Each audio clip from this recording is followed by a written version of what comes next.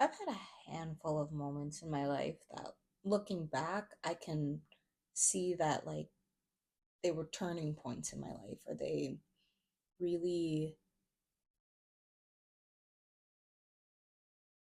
I don't know, there was a very significant shift, but it's not often that I recognize it in the moment it's happening. If you've never seen my face before, welcome or welcome back to my channel. My name is Lauren. I am your resident intuitive baddie. And bruh, I'm in a different life. I swear to God. And it's, I feel like it's such a random shift, I want to say. I've been feeling this energy all day. I recorded earlier in my car. That video should already be up by the time you're watching this. But yeah, there was just like a lot going on in terms of uh, I'm like, how do I say this without reiterating the whole video of the car? It's just the past, not even just today, the past couple of days, right?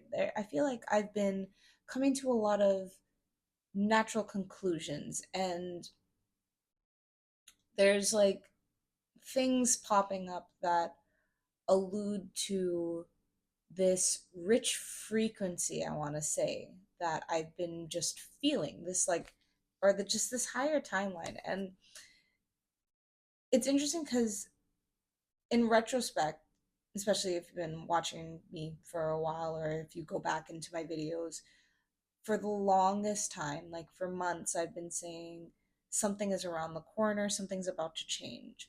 Like, this energy has been closing in for really, I was sorry, I was about to say for a really long time, but then I caught myself because I've also addressed this before, where time is just time is always in retrospect. I can say right now that, oh, it's been a very long time, say 3 months, that I've been feeling this type of energy closing in. But in retrospect, if you zoom out 10 years, what is 3 months? It's a it's like a blip of time, right? So yeah, and I think like the concept of time itself is a factor in this shift, because I've been rereading the Timekeeper, which I have also posted about. um I talked about, or I read a certain excerpt. Oh fuck. I read a passage, and said my thoughts on it, but there was a line today. I think, I don't know if I'll make a separate video on it, and I'm not about to go get the book right now, but it was something like, it's never too late. It's never too late or too early. It it simply is when it is. I'm paraphrasing because I know that's not exactly what it is, but yeah, like that line stood out to me. The past few days I've been, and I talk about this in the car video, this Bob Marley interview. I actually went and watched it because when I brought it up in the car video, I was paraphrasing based on the conversation that I had with my friend that had brought it up, but I actually watched it. And exactly what he said, or exactly how it goes, is I think the guy asks him if he has a lot of money in the bank. So he asks, like, what's a lot of money? And then the guy is like, oh, millions. And he's like, no. And then he's like, are you rich, basically? And then Bob Marley's like, what does rich mean? So the guy asks, do you have a lot of possessions? And then and this is the quote.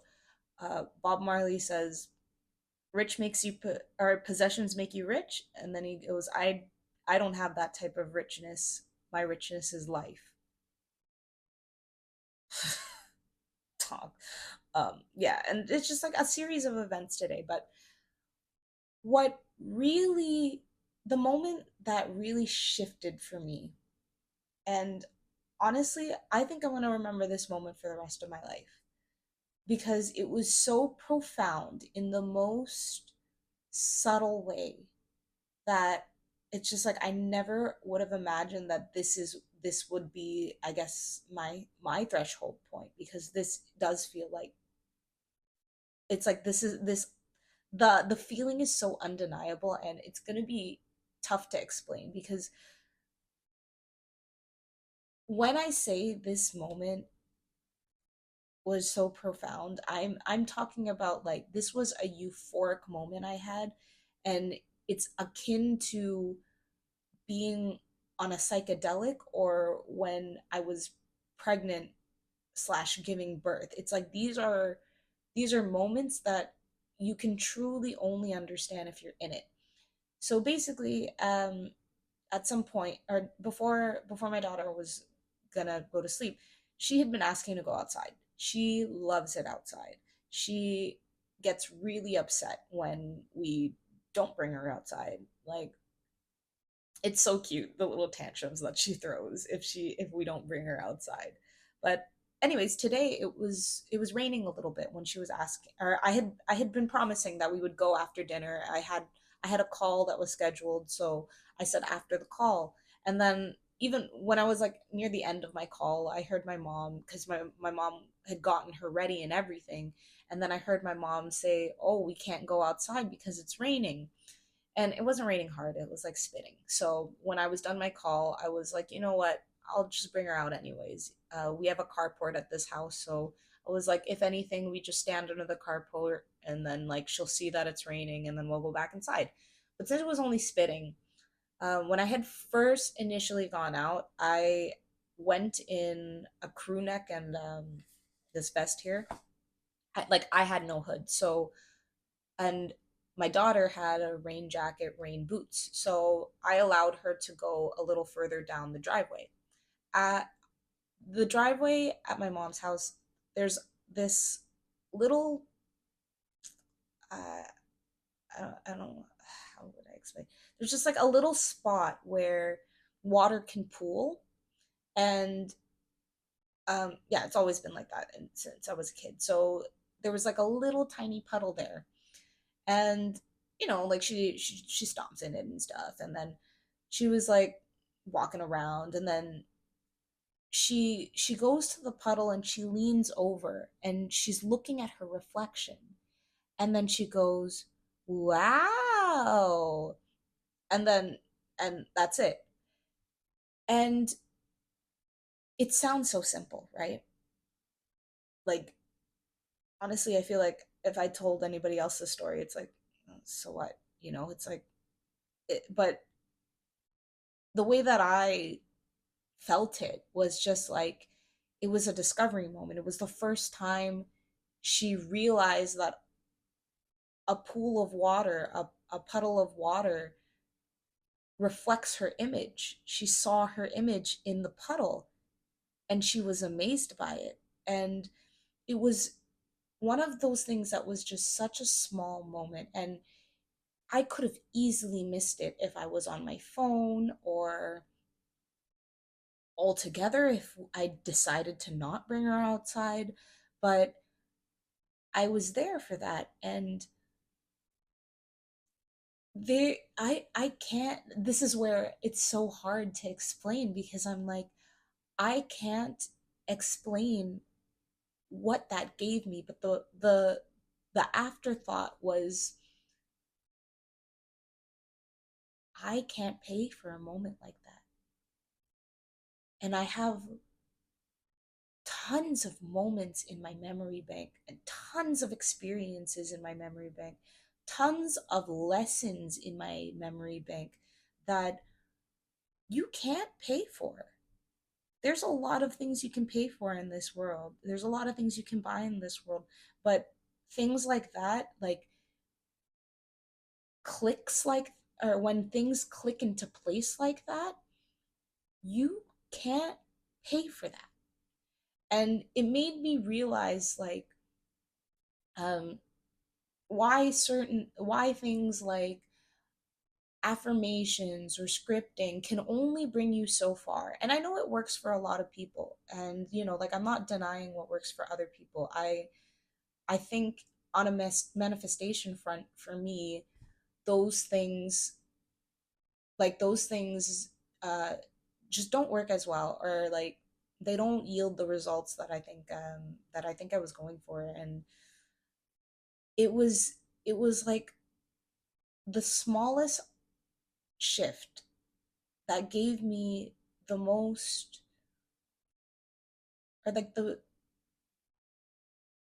biggest realization of what it really, really truly means to be rich. Because now, like all of those things put together, the Bob Marley quote, the lecture I had watched from Myron Golden the other day, even something that because I journaled before this, I forgot to mention this in my journal, but my one of my friends hit me up. It's just like all of these things just reinforce this understanding that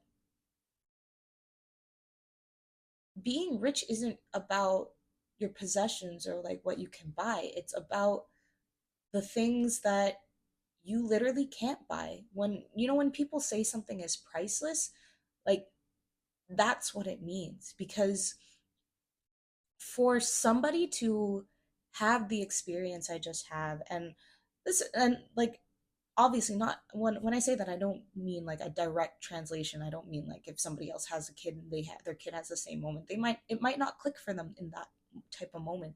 There are way a lot of other moments that can give you that type of feeling, but at the end of the day, it comes down to how present you are. It comes down to how willing you are to be in the moment and to take in the moment, to soak in the moment. Like, yeah, were you there? Because the thing is, like, when we place so much focus on these other external things, and we're trying to have these external things validate how we want to feel before we feel it, and we're just so focused on that, it takes us out of the moment, right? It takes you out of where you are, what you're experiencing, and it puts you in your head. And when you're in your head, you can miss so many moments like that. And like I was thinking about it, I tweeted this too, but like I'm 30, right? The amount of knowledge, experience, lessons, sweet moments that I've gotten to experience in my 30 years of life, somebody not even, yeah, 3+ times my age or my lifespan might not even have half of those experiences that they've experienced. Because how many people dedicate their life towards living, or to sorry, I just like started choking.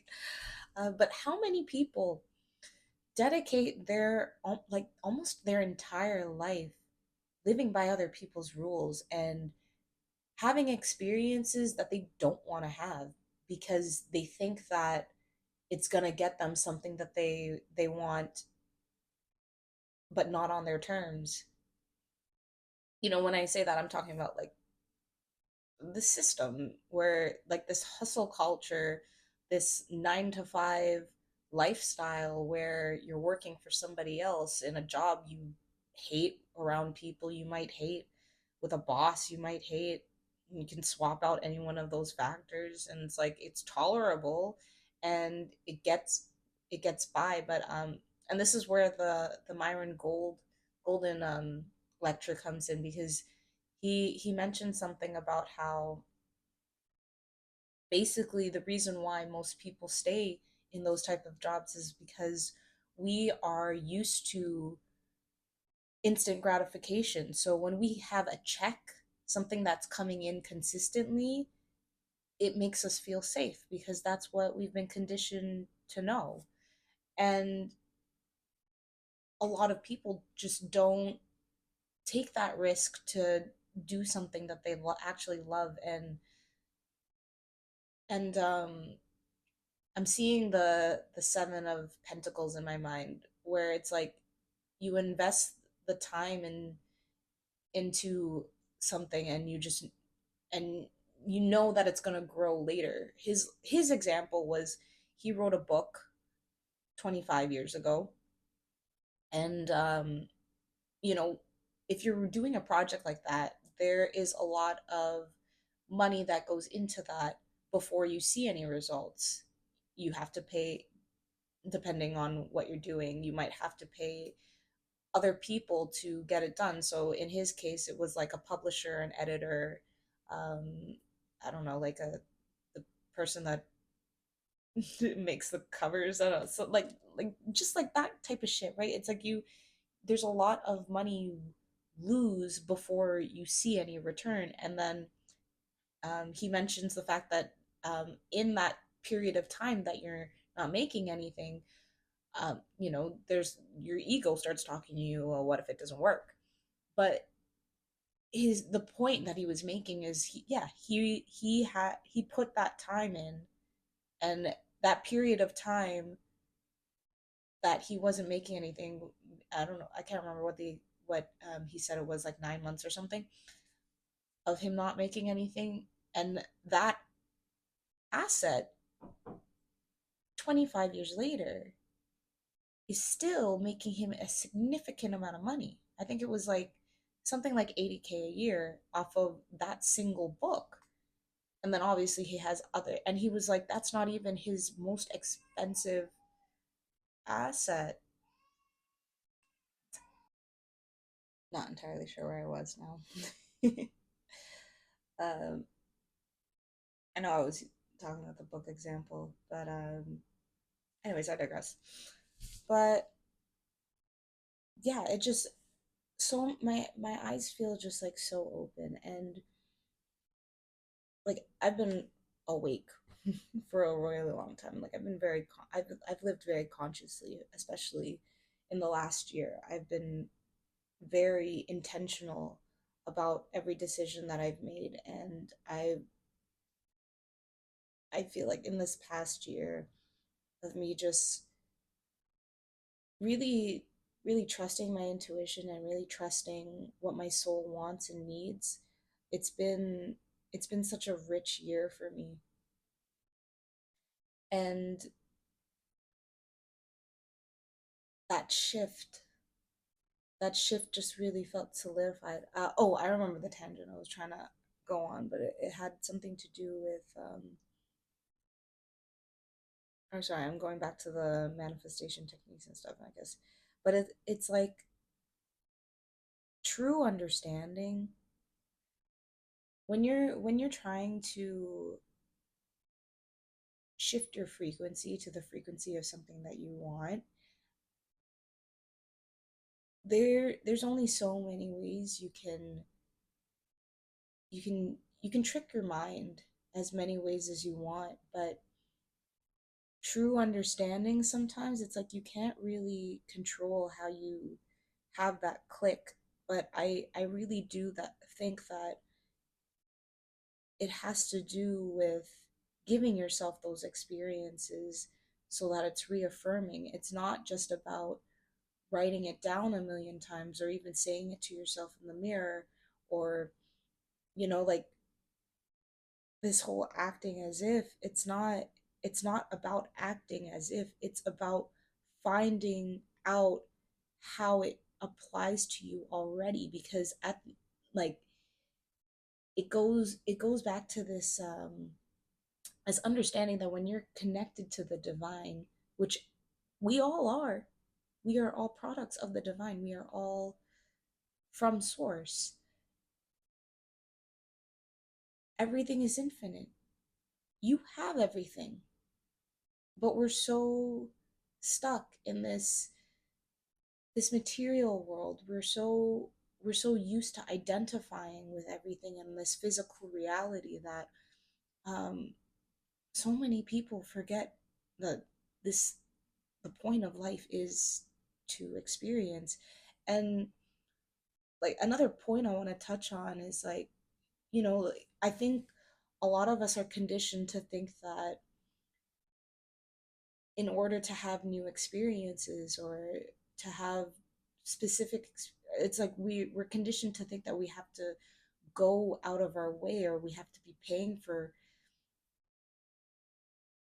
paying outrageous amounts of money to be able to experience certain things. And that is true to an extent. Like, I live in Canada. It's if I want to experience what it's like to live to be on an island, it's like, of course I can't get that here. But also, there's a lot of things that I can experience in Toronto that are new to me. And I feel like this has been coming up the past 2 weeks because there are three three spaces that I discovered in the past 2 weeks. Two that are from where I'm from in Toronto, which is Scarborough. Shout outs, by the way. I love my place. I love where I live. I rep hard. I have it tatted on here. Anyways, beyond the point. But yeah, two of the places that I discovered, or I had new experiences at in the past 2 weeks, were here in Scarborough, very, very close to where I have always lived, and I never knew about them. So it's like, when people talk about being tired of where they're from, and keep in mind, again, I am talking from as somebody who's a city girl, and there is quite a lot of things. It's like if you're in bumfuck nowhere, if you're in one of those like small ass towns where there really isn't much, uh, no, I'm honestly, there's always something to discover. And I think, yeah, it's about how, and it doesn't have to cost a plane ticket. It doesn't have to be that, I don't know, you have to go have dinner at the fanciest ass restaurant. One of the places is, again, if you've been following me, there's a place I like to film sometimes. It's the Bluffs. It's like one of my favorite places in Scarborough because it's by the water, and there's this restaurant there that has always been there that I never knew about, or like I just never had been to that side. Plus it's like I'm always on the other side. And me and my friend were just walking around yesterday, and yeah, they had a restaurant and they had a pub, and the pub had bomb ass wings and fries, and for a very affordable, reasonable price. And it's like you can give yourself experiences like that, but a lot of us are defeated before we even try. A lot of us have this mentality like we're stuck, or yeah, the amount of people that I hear that talk down on the city, or like they're like, "Oh, there's nothing to do here." What the fuck are you talking about? Bro? Especially if you're in a city like Toronto, if you're in any major city, there is always something to discover. There's always new businesses popping up. There's always hidden gems to find, but it's about how willing are you to explore? How willing are you to get out of your comfort zone? I feel like a lot of us stay in our comfort zone and then complain about it like we have no choice, but we always have a choice. We always have a choice. And yeah, this whole mindset thing, again, it's not about faking it. It's about finding that reframe, finding the ways you can give yourself. All right, I'm just repeating what the fuck I just said. Yeah, and I'm just like, I'm even thinking about like things that you can do for free. Like there's so many things you can do for free if you go out into nature. But then even that, like, people are so stuck on their phones. People don't know how to enjoy Mother Earth anymore. Um, I think I'm gonna close out with this just because I'm starting to get a little rambly, and also it's late. But a couple days ago, I was watching this video that had a bunch of Kanye clips, and something he talked about was like to not be concerned that we're killing Mother Earth. At the end of the day, Mother Earth's gonna live. We're killing the resources for us to live on Mother Earth. And I was like, there was a lot of quotes from that video, and that there's a lot of topics I can have tangents on that stem from that video. Um, I don't care what you think about Kanye. I think Kanye is a genius. He's always ahead of his time, and I know that the way that he says things or like tries to grab people's attention, it comes off very sporadic, and yeah, it probably could be more well thought out and like well said, but at the same time, it's like he's on to some shit, you know? So it's the people that they make look crazy or they make look the worst that typically have something to say of value. And yeah, I don't know, man. Like I think more people should just be valuing valuing blueprints that make more sense for their souls than the one that's been given to us. And what's ugh, okay, I'm like I'm about to open another tangent. I won't. I'll try. I'll do my best not to make this too long. But what's crazy is that personally, what I see happening in the next few years, especially with the advancement of technology, AI, and um, just a bunch of things, is that a lot of people are about to lose purpose because the system's about to change. It in one way or another, it's about to collapse because AI is taking a lot of jobs. AI is removing a lot of jobs that are mundane, and it's funny because I feel like people are going to be so purposeless about this, but at the same time, it's like these are jobs that you wouldn't really want to be doing anyways. It's but as a society, we've just tied our identity so much to what we do for work that it doesn't matter if they bring in universal income and everybody's taken care of, everybody's basic needs are taken care of. The people who don't have direction are going to suffer. And that is why the type of work I do is so important. Like being able to follow your highest timeline and to really understand what makes your soul sing, what makes you truly happy, what are the things that you love to do, not about what you're good at, because if you love doing something and you do it enough, you're gonna get good at it. Like that doesn't ever matter. But yeah, I feel like that could be a video on its own as well. But so I'm just gonna end it here. Thank you for listening to my stream of consciousness. If you feel called to work one on one with me, if you feel as though you want to consciously plan your life, link in the description, or if you want to read, whatever, however you want to work with me. And if not, I want to thank you for being here. I want to thank you for listening. And until next time.